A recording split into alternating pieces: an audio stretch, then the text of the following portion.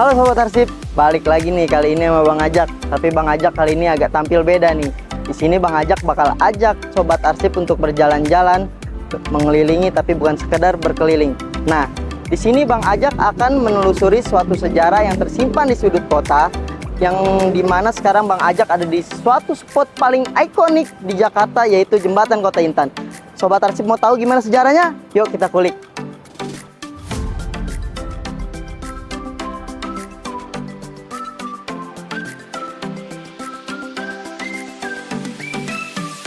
Tahu nggak Sobat Arsip, jembatan ini tuh sudah berdiri selama ratusan tahun. Bahkan bukan hanya itu, jembatan ini tuh menjadi saksi bisu di mana pergantian kekuasaan Portugis ke VOC Belanda di tanah Batavia.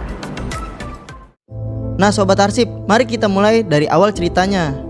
Pada abad ke-16, kawasan ini dikenal sebagai Pelabuhan Sunda Kelapa yang merupakan pusat perdagangan penting di Nusantara.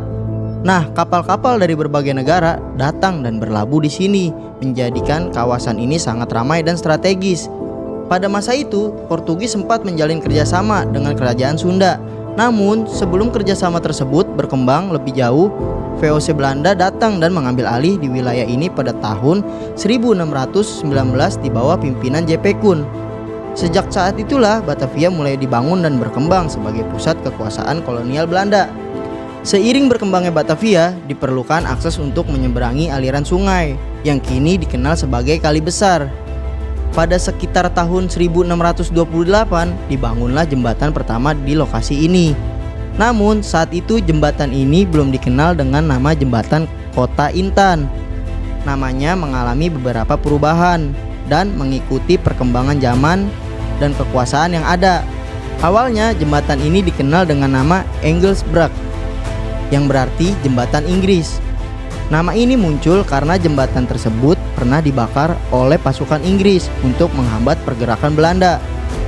Setelah itu dibangun kembali, namanya berubah lagi menjadi Honderpasserbrug, yang berarti jembatan pasar ayam, yang merujuk pada adanya pasar ayam di sekitar lokasi pada masa itu.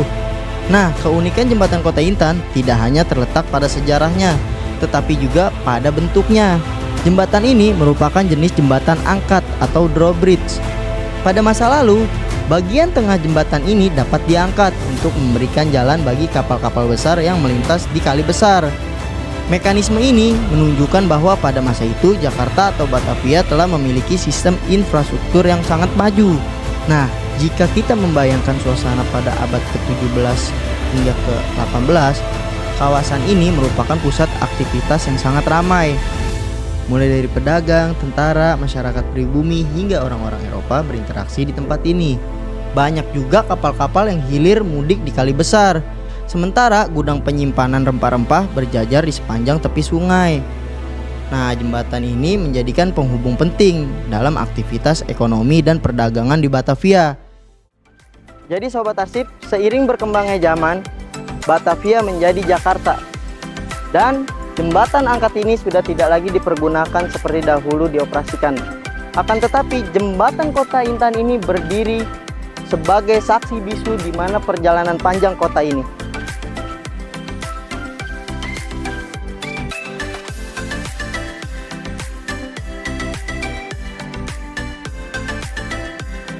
Jadi Sobat Arsip, jembatan Kota Intan ini sudah ditetapkan sebagai cagar budaya oleh Dinas Kebudayaan Pemprov DKI Jakarta, yang dimana tempat ini dilindungi dan dijaga dan tidak boleh diubah sembarangan karena memiliki nilai sejarah yang sangat tinggi.